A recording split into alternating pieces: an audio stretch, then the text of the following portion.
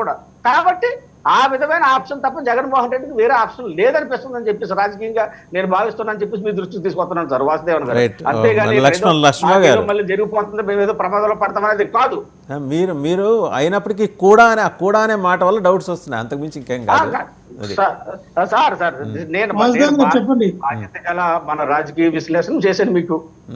Right Lakshmanarao గారు, so చూసాం కదా, అంటే జగన్మోహన్ రెడ్డి గారు ఢిల్లీ నుంచి చక్రాలు రథాలు తిప్పేస్తారు, ఇంతకుముందు చంద్రబాబు గారు తిప్పినట్టు మీరు కూడా రథాలు కొనేశారట, ఢిల్లీలో తిప్పేస్తారట.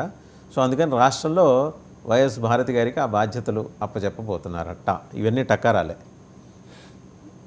అన్ని అటాలే. కానీ వాసుదేవ్ గారు, నేను మాట్లాడవలసినవన్నీ కూడా 100% అనలిస్ట్ గారు రామనాథన్ గారు మాట్లాడేశారు. ఏదైతే పాయింట్ మాట్లాడాలనుకున్నానో ఆ పాయింట్ వైజ్గా ఆయన, ఎందుకంటే టైం ఎక్కువ రామనాథ్ గారికి ఇచ్చారు. మీరు ఇంకా పోతే మన జగన్ సత్యనారాయణ గారు అంటారు జగన్మోహన్ రెడ్డి గారు శర్మిల గారిని విజయమ్మ గారిని దూరం చేశారండి. సొంత తండ్రి పెట్టిన పార్టీలోనే పురంధేశ్వరి గారు ఎందుకు లేరండి? ఎందుకు ఆవిడ కాంగ్రెస్ పార్టీతో అంటగాగారు? ఎందుకు ఈ రోజున బీజేపీ పార్టీలో రాష్ట్ర అధ్యక్షులుగా ఉన్నారు? ఆవిడ తండ్రి పెట్టిన పార్టీలో ఆవిడకి ఏదో ఒక పదవి ఇచ్చి ఆవిడనే రాష్ట్ర అధ్యక్షులు చేయొచ్చు కదా.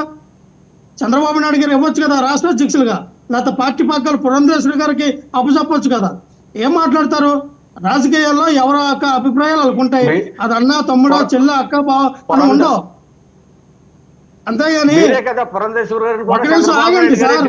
మీరు నా టైంలో మీరు కిల్ చేయదు. అసలు టైం తక్కువ.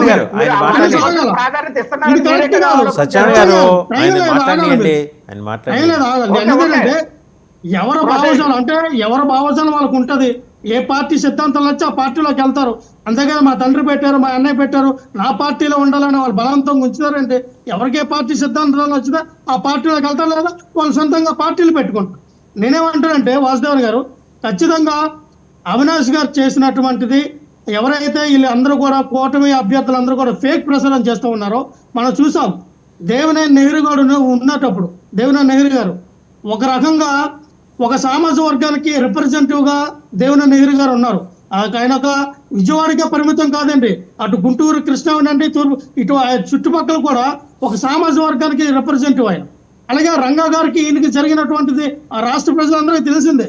అటువంటి బలమైన కుటుంబం నుంచి రాజకీయ నేపథ్యం ఉన్నటువంటి అవినాష్ గారు దేనికి భయపడతారండి? భయపడవలసిన అవసరం ఉంది. ఆయన ఇదే అవినాష్ గారిని బలపస్తు చేశారు కదా చంద్రబాబు నాయుడు గారు.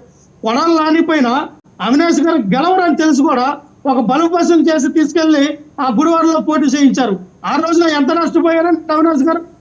అవన్నీ అవినాష్ గారికి తెలిసే కదా ఈ రోజున ఆ ఒక అన్నయ్య లాంటి వ్యక్తి, నాకు జగన్మోహన్ రెడ్డి గారు ఒక పెద్దన్న లాంటి వ్యక్తి అన్న నమ్మి ఈ రోజున జగన్మోహన్ రెడ్డి గారికి ఒక కుటుంబంలాగా వెన్నుదండుగా ఉన్నారు ఆయన అవినాష్ గారు. అటువంటి వ్యక్తికి ఏమో భయపడి వెళ్ళిపోయారు.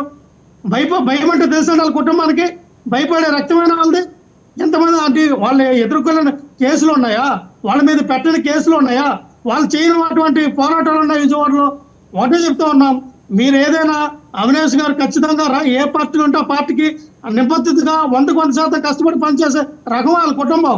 ఆ రోజున దేవినేని నెహ్రూ గారు అంతే, ఒకసారి టీడీపీలో ఉన్నారు, ఒకసారి కాంగ్రెస్ లోకి వచ్చారు, మన టీడీపీలో నుంచి కాంగ్రెస్ లోకి వచ్చి ఏ పార్టీలు ఉన్నా ఆ పార్టీకి 100% పనిచేసే కుటుంబం వాళ్ళు. అంతేగాని వాళ్ళ మీద ఏదో బొర్ర చల్లేద్దాం, వాళ్ళు అది ఇదని ప్రసారం వద్దు. ఖచ్చితంగా వాళ్ళు న్యాయస్థానంలో ఖచ్చితంగా వాళ్ళకు ఉన్నటువంటి కేసులు వాళ్ళు ఎదుర్కొంటారు. ఇదేదో పెద్ద అంతర్జాతీయ ఇదే దుర్మార్గం పనులేం చేయలేదు కదా వాళ్ళు. ఒక పార్టీ ఆఫీస్ మీద దాడి కేసులో వాళ్ళ మీద ఉన్నటువంటి కేసులు అవి లుకౌట్ జారీ చేశారు అని చెప్పారు. ఖచ్చితంగా వాళ్ళకు ఉన్నటువంటి ఏవైతే వల్లభనేని వంశీ గారు అవనివ్వండి, అవినాష్ గారు అవనివ్వండి, కొడాలి నాని గారు అవనివ్వండి, రోజు గారు ఎవరైనా సరే న్యాయస్థానంలో ఖచ్చితంగా న్యాయం ఎటువైపు ఉంటే అటువైపు పోరాడతాం. మీరు ఎంతమందిని అరెస్ట్ చేయాలనుకుంటారో, మీ రెడ్ బుక్ ఏదైతే లోకేష్ ఈ ఎర్ర పుస్తకమో ఎర్ర బుక్ అనుకుంటాడో, ఒక ఎర్రలాగా ఈ రోజున మాట్లాడతాడో మాకు తెలియదు. కానీ ఖచ్చితంగా మీరు ఎవరిని అరెస్ట్ చేయాలనుకుంటారో చేయండి, జైల్లో పెట్టండి. మేము చట్టం ఎవరికి చట్టం కాదు.